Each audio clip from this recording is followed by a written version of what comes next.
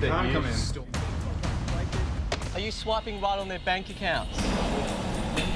You're going to get some clients from hell. There's not much you can do. What can you do, you know what I mean? Matchmaker or master manipulator? If you coach enough people, thousands and thousands of people, eventually you're going to run into a couple which are very bad. I've got 50 right here. There's no way they're all clients. There's no way. Jake Maddox stormed out of an interview with A Current Affair last month. I need to delete that footage. He didn't like our questions about clients who accused him of taking thousands of dollars and failing to deliver on promises. What he said he offered and what I received were two very different things. Did we lose the line? I thought this was going to be a nice interview, buddy. After that story, the internet lit up. I am another one who was really happy to see him called out on A Current Affair. I put in my 2 cents, immediately muted and blocked. Ew, what is wrong with this guy? Women around the world claiming Jake's promises were as empty as their dating calendars. When I seen him on A Current Affair, I just went, finally. Are you preying on lonely hearts, Jake?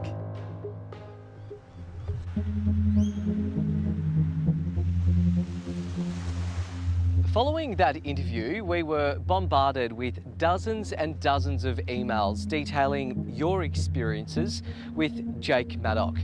So we've travelled here to his hometown of Hervey Bay, Queensland, where we found Jake at a karate studio. Hello, Jake. Sam Gucciaro with A Current Affair. We're just hoping to continue the interview that you stormed out of, Jake. You can't come in. You can't come in. Jake's here for a lesson in self-defence, but he won't defend his lessons in love that have left many feeling defenceless. We've been contacted by 50 more people.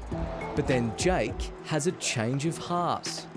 I appreciate you stopping now, Jake. Why did you walk out of the other interview? Wasn't expecting it, basically. 50 emails from people since our story? Dude, It's not one or two people. A lot of people hate my advice online.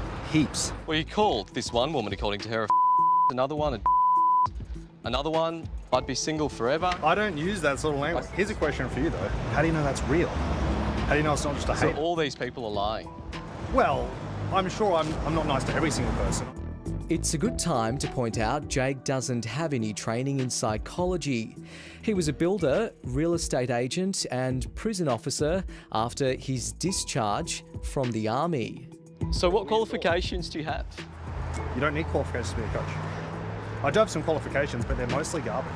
He's an extremely charismatic man who is very good at persuading people to give him money.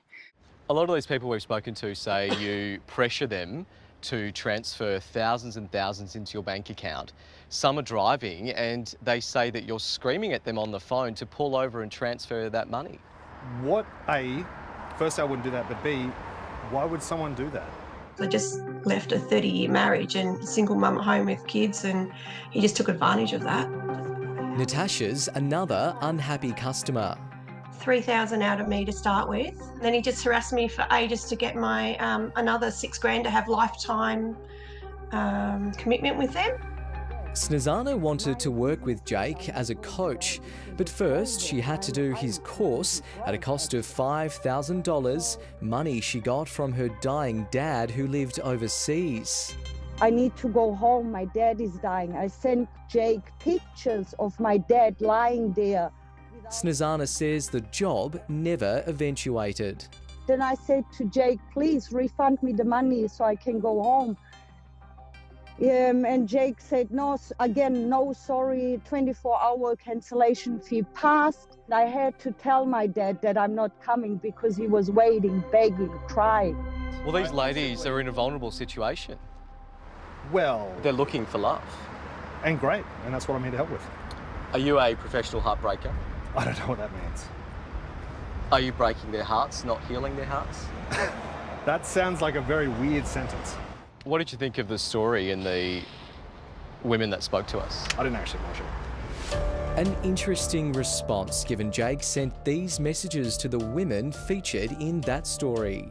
Post the interview that night, I got a charming message from our friend Jake saying you're a bad person. He messaged me and said I was disgusting and nasty. So all these people that say you call them all sorts of different names, they're all lying, are they? I don't know who these people are. I've got millions and millions of followers. When you're that sort of popularity, you're going to have haters. You know, there is no regulation for the coaching industry. Anyone can, you don't need any kind of credential at all. You can go out there and call yourself a coach. Alicia never went through with signing up to Jake's program. When Jake decides he doesn't like you anymore, you basically get kicked off. There was a contract, he's broken the contract, he's given no notice, he's kept your money. Any business owner will know bad things happen and you've got to roll with the punches sometimes. It's not just bad business though. It seems a little more than that. What I do is controversial. It is. But demanding money and then not providing a service is a whole other thing. I provide lots of service and I never demand anything. But you pulled the pin on all these services. That's what sparked the first story. The services Jake. are still tagged. I'm not sure what that means. So if we take it from you, you really have worked out the key to love, haven't you? I think so. You are Cupid. Well, I probably wouldn't define myself as Cupid. There's nothing better than taking someone who comes to me single and helping them find a 10 out of 10 and watch them get married. It's absolutely fantastic. It seems the only vows these women will be saying, till death do us part. Don't listen to his charismatic BS. Well, I reckon we've all been warned. Let's hope we don't see this love coach again.